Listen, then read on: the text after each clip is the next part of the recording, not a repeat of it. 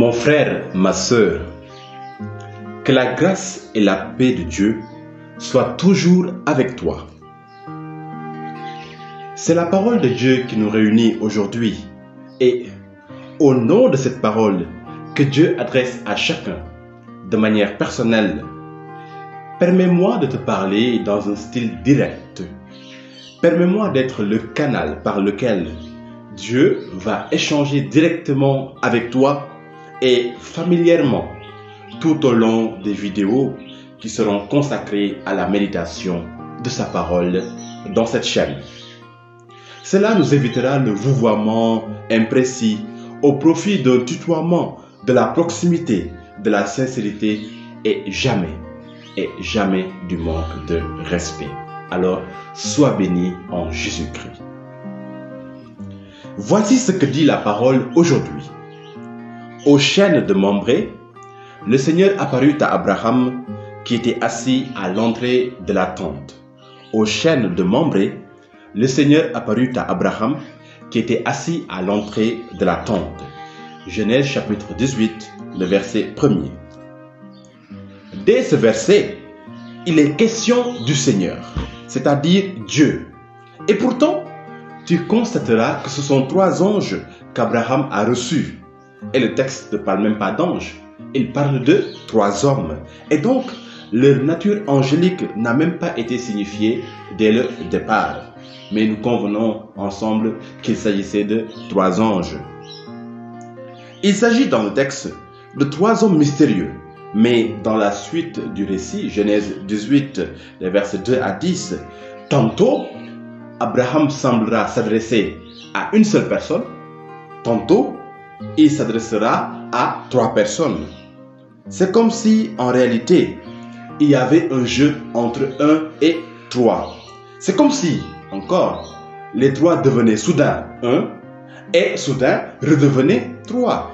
C'est un mystère. En méditant les Écritures, les pères de l'Église, c'est-à-dire les premiers chrétiens à avoir partagé les réflexions et méditations que leur avait inspiré le Saint-Esprit sur la parole de Dieu et sur la foi, et dont ces réflexions et méditations ont servi à l'édification du peuple de Dieu, alors ces pères de l'Église affirmaient que le texte de Genèse chapitre 18 annonçait le mystère de la Sainte Trinité. Donc, ce texte de Genèse 18 annonce le mystère que l'on appelle le plus grand mystère de la foi chrétienne à travers la mention de ces 3 mystérieux visiteurs qui semblent se fondre en un seul Seigneur. Mais c'est le Nouveau Testament qui nous dira en effet plus clair sur la Sainte Trinité, c'est-à-dire le mystère d'un seul Dieu en 3 personnes ou en 3 hypostases, le Père et le Fils et le Saint-Esprit.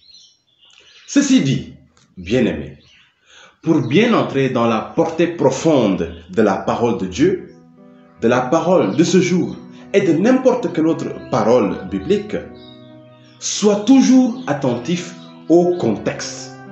Sois toujours attentif au contexte, car un texte sorti de son contexte devient quoi? Un prétexte.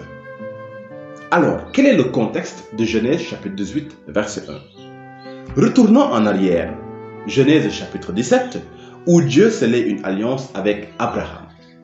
Genèse chapitre 17, les versets 1 à 2, 4 à 5, et puis les versets 10 et 15. Je suis El Shaddai, c'est-à-dire le Dieu Tout-Puissant. Marche en ma présence et sois parfait. J'institue mon alliance entre moi et toi, et je t'accroîtrai extrêmement. Voici mon alliance avec toi. Tu deviendras père d'une multitude de nations, et l'on ne t'appellera plus Abraham, mais ton nom sera Abraham, car je fais de toi père d'une multitude de nations. Et voici mon alliance qui sera observée entre moi et vous, c'est-à-dire ta race après toi, que tous vos mâles soient circoncis. Dieu dit à Abraham, ta femme Sarai, tu ne l'appelleras plus Sarai, mais son nom est Sarah. Je la bénirai et même je te donnerai d'elle un fils. Je la bénirai, elle deviendra des nations et des rois de peuples viendront d'elle. Ainsi, Dieu scelle une alliance avec Abraham, Sarah y compris, c'est-à-dire que Sarah fait partie du régime et du registre de cette alliance. Une alliance assortie de flambantes promesses de bénédiction. Et le signe visible de cette alliance doit s'imprimer dans la chair des hommes à travers quoi? À travers la circoncision. Toujours dans le mode de cette alliance, appelée l'alliance abrahamique, Dieu va opérer un changement de nom. Bien-aimés, dans la Bible, le nom symbolise très souvent la personne elle-même. Et si ton nom est bénédiction, c'est que toi-même, tu es appelé à être bénédiction. Illustrons la portée représentative du nom. Prenons d'abord Luc chapitre 10, les versets 19 à 20. Ne vous inquiétez pas, les versets seront dans la description de cette vidéo. Voilà que je vous ai donné le pouvoir de fouler aux pieds les serpents et les scorpions et toute la puissance de l'ennemi, et elle ne pourra vous nuire en rien. Seulement, ne vous réjouissez pas de ce que les esprits vous sont soumis, mais réjouissez-vous de ce que vos noms sont écrits dans les cieux. Réjouissez-vous de ce que vos noms sont écrits dans les cieux. Ici, Jésus emploie l'image du nom pour dire que ceux-là qui le suivent sont sauvés. Et c'est la réalité. Ils ont déjà part à la vie éternelle car ils ont cru en lui et ils ont accepté de marcher à sa suite. C'est pourquoi Jésus nous dira: celui qui croira et se fera baptiser sera sauvé. Donc le fait que ces personnes-là aient marché à la suite de Jésus, le fait que ces personnes aient cru en lui, leur assure le salut éternel. Et c'est pourquoi elle dit: vos noms sont écrits dans les cieux. Donc c'est-à-dire, vous êtes sauvés. Prenons aussi Philippiens chapitre 4, le verset 3. Et toi aussi, mon fidèle compagnon, je te prie de leur venir en aide, elles qui ont combattu avec moi pour l'évangile, avec Clément et mes autres collaborateurs dont les noms sont dans le livre de la vie. Paul évoque simplement ici ce dont il ne doute pas du salut, car ayant collaboré avec lui. Quand ton nom est écrit dans le livre de la vie, c'est que toi-même tu as été admis à la vie éternelle. Donc, dans sa mission, Paul a travaillé avec des gens. Et il estime que la peine que ces gens-là ont prise pour l'annonce de l'évangile leur vaut le salut. Il estime que ces personnes-là seront récompensées par la vie éternelle. Et c'est pourquoi il dit que leurs noms sont écrits dans le livre de vie. Le nom, en fait, n'est jamais séparé de la personne dans la Bible. Si ton nom est dans le livre de vie, c'est que toi-même tu es admis dans le royaume éternel. Et c'est pourquoi tu dois prêter attention à ton shem. Le shem en hébreu, c'est le nom.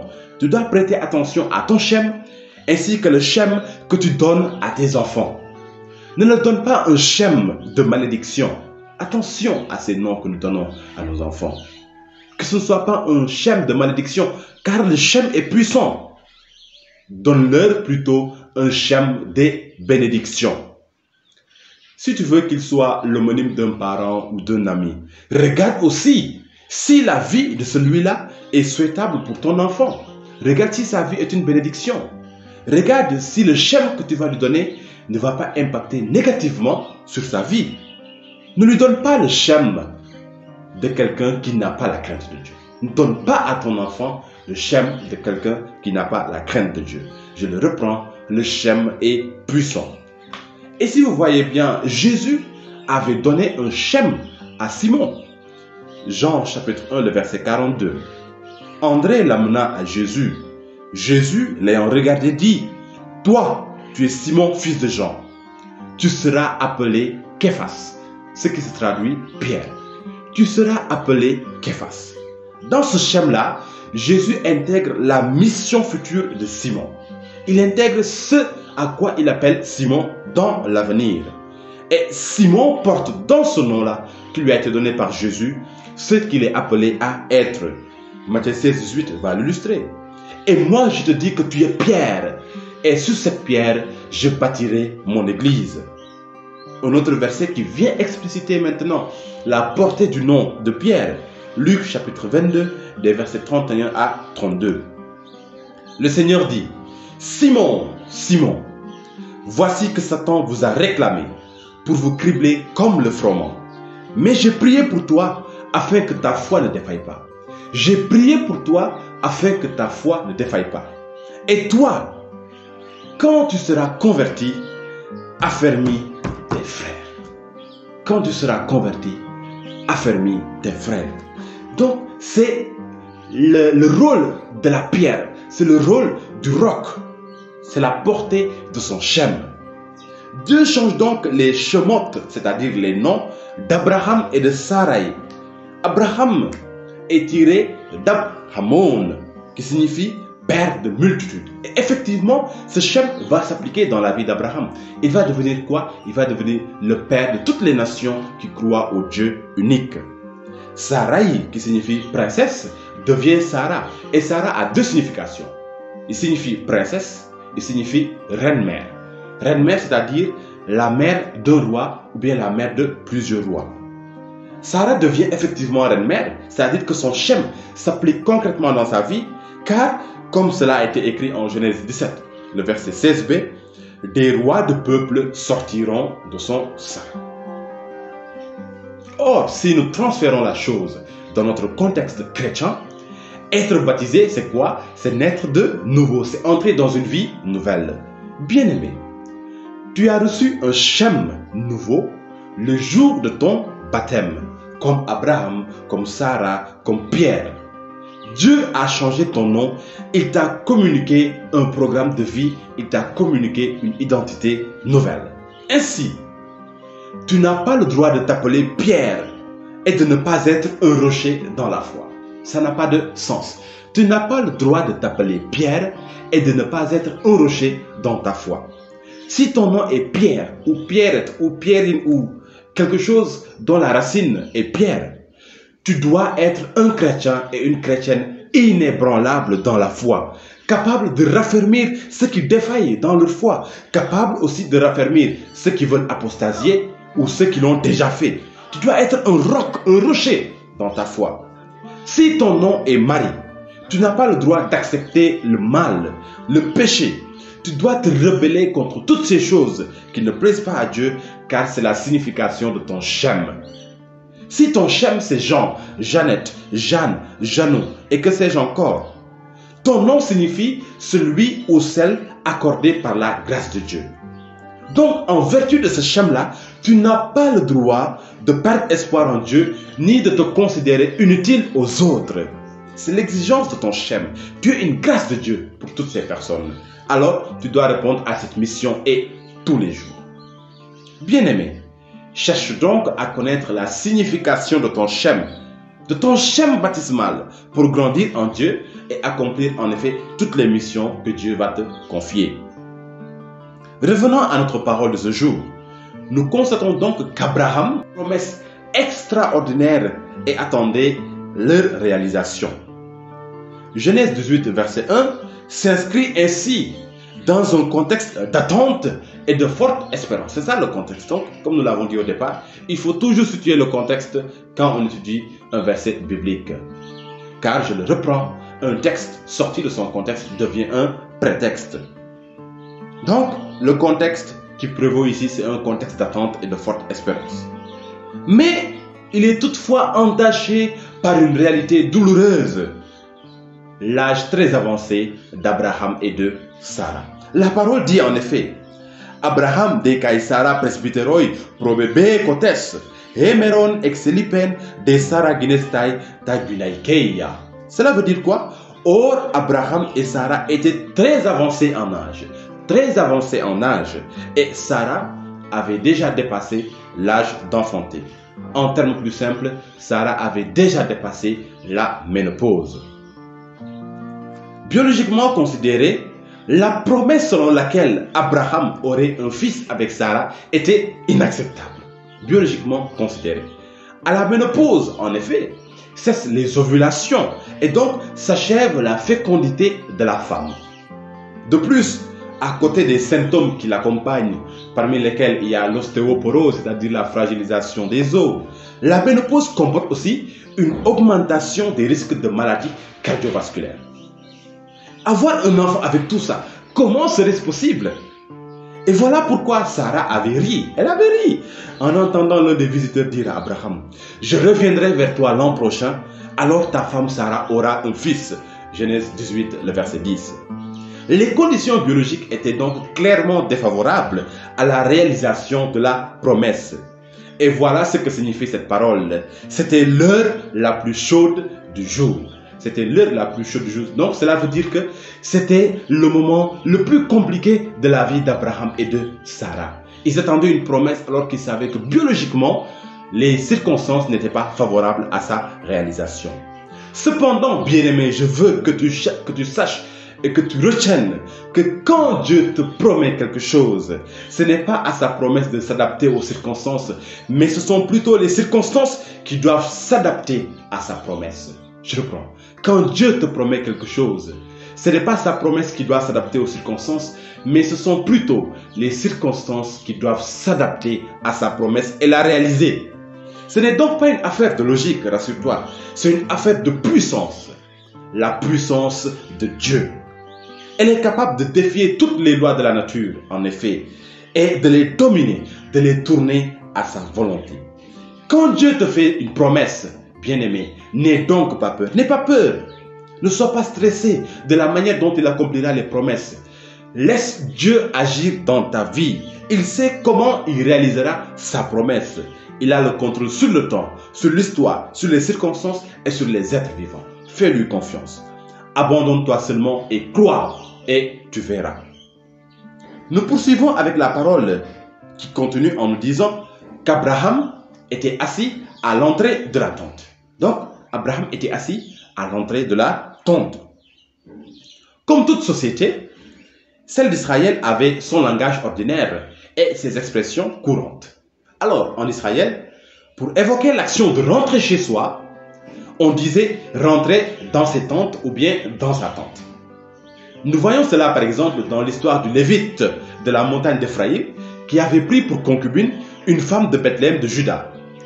Pour le retenir à la maison, le beau-père disait au mari, « Voici, le jour s'incline vers le soir. Je vous en prie, passez donc ici la nuit. Voici que le jour baisse. Passe la nuit et que ton cœur se réjouisse. Demain, vous vous lèverez de bon matin pour vous mettre en route et tu t'en iras à ta tente. » Pour dire que, et donc, tu rentreras chez toi. Juge chapitre 19, le verset 9. De même, l'expression « à tes tentes Israël » signifiait « rentrons chez nous ». Elle fut un cri de ralliement et de retour au bercail. En atteste le verset du premier livre des rois, chapitre 12, des versets 16 à 17. Lorsque tout Israël vit que le roi ne l'écoutait pas, le peuple répondit au roi en ces termes. « Quelle part avons-nous avec David? Nous n'avons point d'héritage avec le fils d'Isaïe. À tes tentes Israël, à tes tentes Israël. Quant à toi, pourvois à ta maison, David. » La tente, c'est ta zone de confort. C'est ton lieu de sécurité, où tout est logique, bien ordonné et tranquille. C'est ton cocon, c'est ta coquille, où il n'y a pas l'incertitude de l'aventure, où il y a la paix de l'esprit, la paix de l'âme, la paix du corps. Mais, au lieu de rentrer dans sa tente, Abraham va effectuer le mouvement contraire. Il sort de sa tente, il se met à l'entrée pour attendre la promesse. Il sort du confort de celui qui ne veut pas ou qui n'ose pas prendre de risque, ni le risque de croire, ni le risque d'espérer. Car la foi est un risque, l'espérance est un risque, et même l'amour aussi est un risque. Tu dois toi aussi, bien-aimé, sortir de ta tente, attendre Dieu à l'entrée de ton histoire pour toucher l'objet de la promesse. Sors de tes vieilles routines, de tes vieux cadres psychiques qui te conditionnent. Sors de la réserve dans laquelle te plonge la peur du regard de la société. Sors de la tranquillité de celui qui ne fait rien par crainte d'échouer. Sors de la tiédeur dans la foi. Sors du manque d'espérance. Sors de ta tente par amour pour Dieu et pour le prochain. Toutes ces choses sont des tentes dans lesquelles nous sommes confinés, dans lesquelles nous sommes à l'aise. Je dirais même des tentes climatisées, où nous ne voulons pas sortir d'où nous ne voulons pas sortir parce que nous avons peur des aléas du monde extérieur. Nous avons peur de nous mettre en risque. Nous avons peur de nous mettre en chemin. Ces tentes sont confortables, nous dormons et puis nous laissons passer la réalisation de nos promesses. Alors, bien-aimé, sors pour agir, sors pour accueillir, sors pour pouvoir, pour espérer et pour aimer. Attends la réponse à tes prières en dehors de ton confort personnel.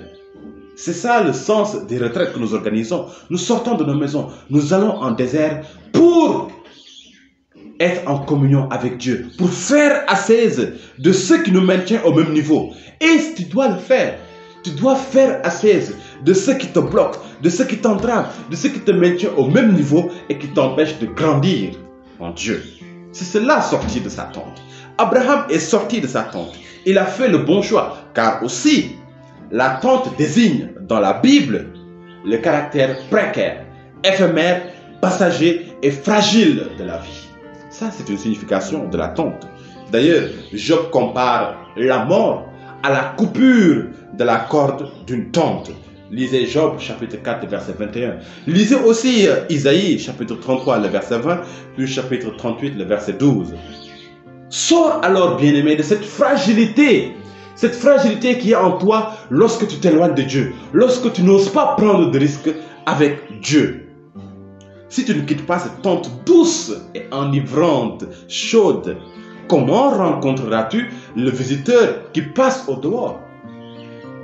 Si tu n'acceptes pas de faire une sortie de tes aises, alors comment pourras-tu rencontrer celui qui vient au dehors pour accomplir la promesse? En outre, bien-aimé, la parole de Dieu dit aussi que le Seigneur a rencontré Abraham sous les chênes de Mambré. Le Seigneur a rencontré Abraham sous les chênes de Mambré. Abraham est assis à l'entrée de la tente sous les chênes. Vous savez, les chênes, ces grands arbres, notamment le chêne de Bassan, ont une symbolique biblique, et notamment chez les prophètes. Ils désignent comme les cèdres du Liban, les orgueilleux et les hautains. Bien-aimé, pour t'en rassurer, lis Amos chapitre 2 verset 9, Zacharie chapitre 11 le verset 2. Et d'ailleurs, le prophète Isaïe va illustrer cela en disant: la parole de Dieu dit justement, car le Seigneur des armées aura un jour contre tout orgueil et toute hauteur et contre tout ce qui s'élève pour l'abaisser, contre tous les cèdres du Liban hauts et élevés et contre tous les chênes de Bassan. Je reprends. Car le Seigneur des armées aura un jour contre tout orgueil et toute hauteur, contre tout ce qui s'élève pour l'abaisser, contre tous les cèdres du Liban hauts et élevés et contre tous les chênes de Bassan. Donc le chêne symbolise dans la Bible l'orgueil, la fierté, le manque d'humilité. Isaïe chapitre 2, les versets 12 à 13. Assis donc en bas, surplombé par les chênes, Abraham pose un signe d'humilité. Il se dépouille de lui-même. Vous savez qu'Abraham, c'était quelqu'un de riche. Il se dépouille de lui-même. Il se dépouille de ses richesses, de l'orgueil qui menace en tout temps toute personne.